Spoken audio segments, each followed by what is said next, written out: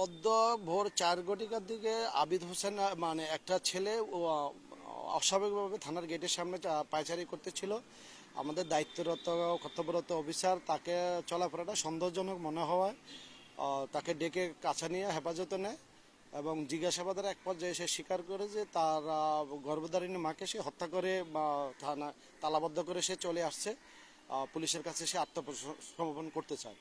তৎপরবর্তীতে বিষয়টি আমাকে জানানোর পর আমরা একাধিক টিম সহকারে তার তথ্য যাচাই করার জন্য বাসায় গমন করি এবং তার কাছে থাকা চাবি দিয়ে বাসার দরজা খুলে ভিতরে রক্তাক্ত অবস্থায় তার মাকে পড়ে থাকতে দেখি।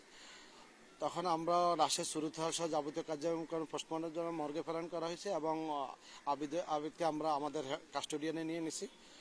তার অসুস্থ বাবা চট্টগ্রামে বোনের বাসায় চিকিৎসাধীন আছে। আবিদরা 1 ভাই 2 বোন, 2 বোনই বিবাহিত এবং মা প্রাথমিকভাবে মনে হচ্ছে পারিবারিক কলহের কারণে হত্যাকাণ্ডটি সংঘটিত হয়ে থাকতে পারে। তদুপরি তার মূল অভিভাবক আসলে আমরা জিজ্ঞাসাবাদে বাকি মৃত্যুর কারণটা আমরা বলতে পারবো।